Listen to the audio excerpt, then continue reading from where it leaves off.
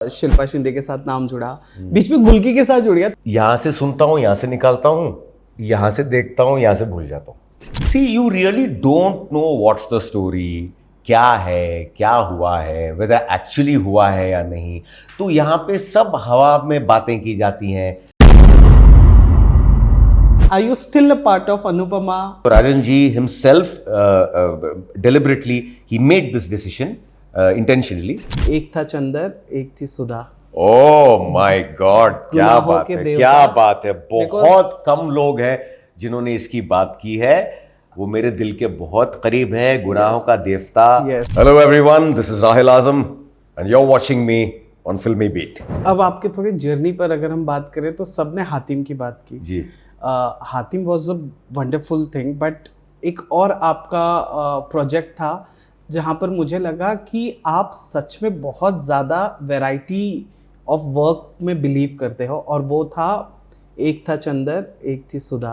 Oh my God, क्या गुनाहों बात के है, देवता। क्या बात है। Because- बहुत कम लोग हैं जिन्होंने इसकी बात की है। वो मेरे दिल के बहुत करीब है, गुनाहों Yes. का देवता। Yes. जो एक नॉवेल है धर्मवीर भारती जी की, उसके राइट्स लिए गए, स्टार प्लस ने उसके राइट्स लिए, और हमारे इंडस्ट्री के मेरे जो गिने चुने 3-4 बेहतरीन डायरेक्टर्स हैं, उनमें से एक डायरेक्टर है अश्विनी धीर जी। थैंक यू अश्विनी धीर जी, जो आपने मुझे उसमें चंदर का रोल प्ले करने का मौका दिया। बेहतरीन, मतलब वो मेरा आज भी वो फेवरेट है। लेकिन अनफॉर्चुनेटली हुआ क्या, उस टाइम वो कहानी थी, लंबी कहानी थी, लेकिन उस टाइम किसी की किस वजह से पता नहीं शूट रुक गया था और 10 महीने का फासला आ गया। हाँ। और उस वक्त मैंने अपने बाल बढ़ा लिए, और फिर वापस जब कॉल आया कि शूट करना है लेकिन सिर्फ स्टार्ट टू फिनिश 21 एपिसोड करना है, तो मैंने सोचा कैसे करेंगे सर, मुझे विग पहनना पड़ेगा। सो सर ने बोला ओके नो प्रॉब्लम, विग पहन लो।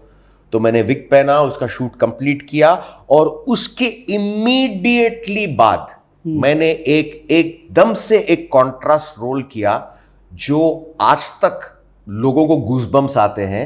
एक शो था महाकुंभ, ओके, हाँ, अरविंद बब्बल का, बब्बल जी का। ओके, उसमें एक कैरेक्टर था दंश, ओके, वो नाग प्रमुख की कहानी थी, Yes, ओके, दक्षराज। हाँ। तो वो उसमें मेरी एंट्री काफ़ी लेट होती है। उसमें मेरे बहुत अजीज दोस्त गौतम रोडे हीरो का किरदार कर रहे थे।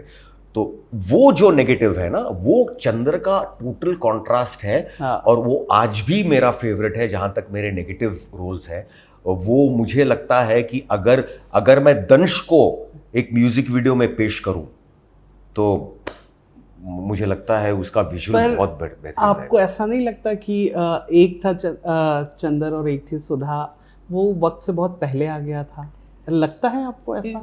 देखो, वो एक वेब का सब्जेक्ट है। हाँ, आपको नहीं लगता? शॉर्ट टाइम, हाँ, करेक्ट। ओके। वो एक 8 to 10 एपिसोड्स का वेब का सब्जेक्ट है। उस टाइम पे वेब नहीं था। तो अगर आप बहुत सही बात कही आपने, अगर एक था चंदर एक थी सुधा अगर वेब में आ जाए ना, तो it will be a masterpiece. And how ये हुआ कैसे कि एक लवर बॉय, एक खूबसूरत सा hero, macho chocolate boy villain बनने लगा, ग्रे शेड्स करने लगा, और वो भी ऐसा कि पहला वाला दूसरे से कोई राब्ता नहीं रख रहा है, कोई लेन देन नहीं। ये कैसे हुआ? ये क्योंकि मुझे अपनी आइडेंटिटी बनानी थी। हाँ। क्योंकि मुझे इसके लिए मैं कहता हूं ना कि जो किरदार मैंने किए, किरदार मुझे बहुत बेहतरीन मिले। हाँ। लेकिन मैं हर चीज पूरे पैकेज में एक्सपेक्ट नहीं कर सकता कि मुझे टाइम स्लॉट भी सही मिले, मुझे चैनल भी सही मिले, मुझे प्रोड्यूसर भी सही मिले, और शो हिट भी हो। करेक्ट। तो वो सब नहीं। तो मेरा क्या है, एज एन एक्टर मैं सिर्फ किरदार देखूंगा, बाकी किस्मत पे छोड़ दो। तो उस हिसाब से मैं किरदार एक्सेप्ट करता गया, और मैं वेट करता गया कि मेरा नेक्स्ट किरदार जब आएगा, जब मैं वो करूंगा। अभी देखिए, अभी शिद्दत में आप जब मुझे देखेंगे, कोई भी नहीं बोलेगा कि ये पराग कोठारी है। अनुपमा जो लास्ट शो मैंने किया है, ओके, कोई भी नहीं बोलेगा कि ये पराग कोठारी है। हाँ, मतलब आम ऑडियंस चेहरा पहचान के बोलेगी, हाँ ये अनुपमा में थे ना, ऐसा। लेकिन एज अ कैरेक्टर कभी नहीं। तो मेरा मेन मकसद, शिद्दत बनाने का मकसद ये था कि मैं अपने आप को एज अ पर्सनालिटी, जो मैं पर्सनली कैसे जैसे दिखता हूं, मैं उस तरह से अपने आप को पेश करूं। जैसे हम जीन्स और जैकेट पहन के बाहर घूमते हैं, ऐसे रोल्स बहुत कम मिलते हैं टेलीविजन में करने। या तो आपको सूट बूट दिया जाता है, या कुर्ता पैजामा दिया जाता है, या शादी के सीक्वेंसेस होते हैं, तो आप वो actually your personality doesn't come out. Correct. अब पता नहीं, आप बताएं, हाउ इज दैट पॉसिबल? इतना वक्त, 2 दशक से ज़्यादा का वक्त आपने इस फिटर्निटी को दे दिया, और आप हेडलाइन से अभी भी दूर हो। 2-4 यहाँ वहाँ नाम जुड़े, जैसे शिल्पा शिंदे के साथ नाम जुड़ा, बीच में गुल्की के साथ जुड़ गया, तो गुल्की एंड आई तो share a very good rapport, तो we were laughing on set कि ये गुल्की क्या आ रही है लॉन्च पे, आ रही है, वेरी गुड। आप आओगे ना? तो ऑब्वियसली, सो गुल्की से तो मेरी बात हो गई इस बारे में, even she was laughing. But जब बाकी फिर और पुरानी एक्टर्स उनके साथ जब ये लिंकिंग अप रूमर्स आते हैं, so what kind of actor you are? Do you go talk about it और उसे खत्म करने में बिलीव करते हो, या चलने दो, अब वक्त के साथ खत्म हो जाएगा? यहां से सुनता हूं, यहां से निकालता हूं, यहां से देखता हूं, यहां से भूल जाता हूं। It's as simple as that. Because जब मुझे पता होता है इसमें कुछ सच्चाई है या कुछ भी है, then I rather talk about it. When I know it is unnecessarily damaging somebody's image, okay, उसमें सिर्फ एक शख्स की इमेज डैमेज नहीं होती है, दोनों के डैमेज होते हैं। ट्रू, ठीक है। आप कीचड़ पे पत्थर फेंको, वो कीचड़ आपके ऊपर ही आएगा।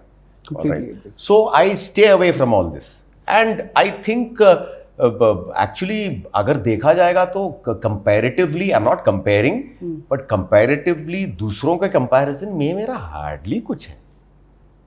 लिंकिंग अप रूमर्स के ऑब्वियसली हार्डली। आप ये भी बात कर रहे होंगे, मुझे खुद पड़े हुए कुछ 15 साल हो गए होंगे। हाँ, बहुत ढूंढने पर पता चल रहा है। देखा, यही होगी बात। And I have no shame admitting this कि हमें ढूंढना पड़ा कि यार मैं कैसे और क्या पूछ सकता हूँ। फिर पहले तो नौशीन मैम का शायद नाम आया, if I am mistaken, then Shilpa Shinde for a brief period of time, and then Gulki was तो I was witness there. Gulki वाला तो थरली ये था। नहीं, एंड दूसरी चीज क्या है ना, देखो, नॉट ओनली मी, दूसरों का भी अगर कुछ भी लिखा जाता है ना, see you really don't know what's the story, क्या है, क्या हुआ है, वेदर एक्चुअली हुआ है या नहीं।